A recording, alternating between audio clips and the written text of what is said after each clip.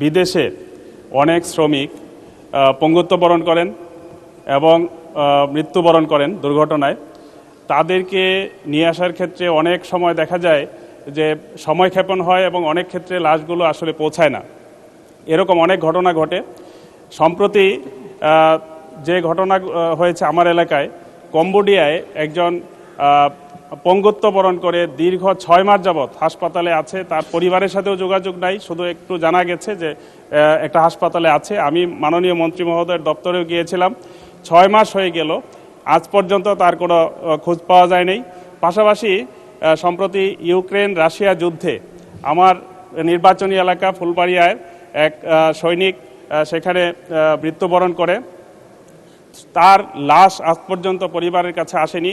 আমরা যথাযথ প্রক্রিয়া অবলম্বন করে আমাদের স্থানীয় ইউএনও মহোদয় এবং ডিসি মহোদয়ের মাধ্যমে বৈদেশিক এবং কর্মসংস্থান মন্ত্রণালয়ে আবেদন করা হয়েছে। মাননীয় সদস্য সরাসরি কোশ্চেন করেন দয়া করে প্লিজ, তাহলে অনেকেই সুযোগ পাবেন। এই দুইজন আমার এলাকার, এখনো আমরা কোনো কিছু জানতে পারিনি। আমি মাননীয় মন্ত্রী মহোদয়ের নিকট জানতে চাই তাদের দেশে আনা, লাশ আনা এবং আহত ব্যক্তিকে নিয়ে আসার ব্যাপারে কোনো প্রক্রিয়া ওনারা অবলম্বন করেছেন কিনা বা কি অবস্থায় আছে এটা জানতে চাই। মাননীয় স্পিকার, আপনাকে ধন্যবাদ। ধন্যবাদ মাননীয় সদস্য।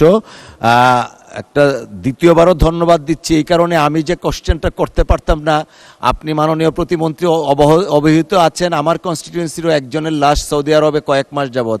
আপনাকে আমি বলেছিলাম ওই উত্তর দিলে আমিও ইনডাইরেক্টলি পেয়ে যাব। প্লিজ, থ্যাংক ইউ মাননীয় প্রতিমন্ত্রী।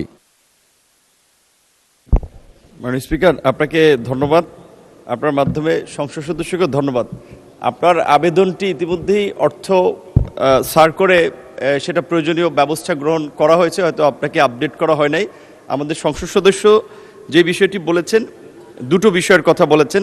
এক নম্বর হচ্ছে যে যারা বিদেশে গিয়ে পঙ্গু কিংবা আহত হয় তাদেরকে ফিরিয়ে আনা এবং ক্ষতিপূরণের বিষয়, এবং প্রবাসে মৃত্যুবরণকারী কর্মীর লাশ সরকারি খরচে দেশে আনার বিষয়টি।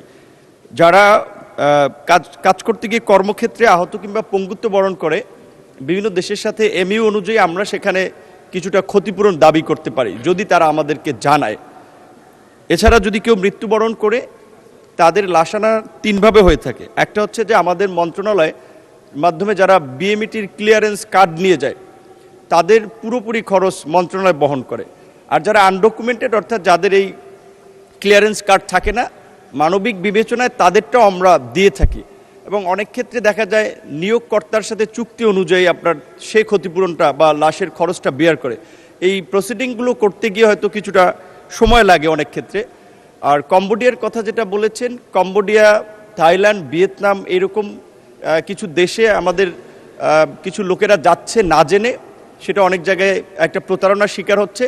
এই বিষয়ে আপনি ইতিমধ্যেই পত্রপত্রিকা তো খেয়াল করেছেন, রাশিয়াতে 30 জন কর্মীকে কাজের কথা বলে তাদেরকে যুদ্ধে সম্পৃক্ত করেছে। তাদের পরিবার আমাদেরকে জানিয়েছে।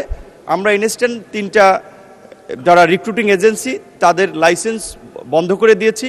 তাদের বিরুদ্ধে আইনগত ব্যবস্থা নেওয়া প্রক্রিয়া চলমান রয়েছে। তো রাশিয়ার ইউক্রেনের ক্ষেত্রে কিছু কিছু আমাদের বাংলাদেশিরা যুদ্ধে জড়াচ্ছে, বাট সেটা বাংলাদেশ থেকে না, সেটা প্রকৃত অর্থে থার্ড কান্ট্রি থেকে তারা যাচ্ছে। সেই ক্ষেত্রে আমাদের কিছু করার থাকে না।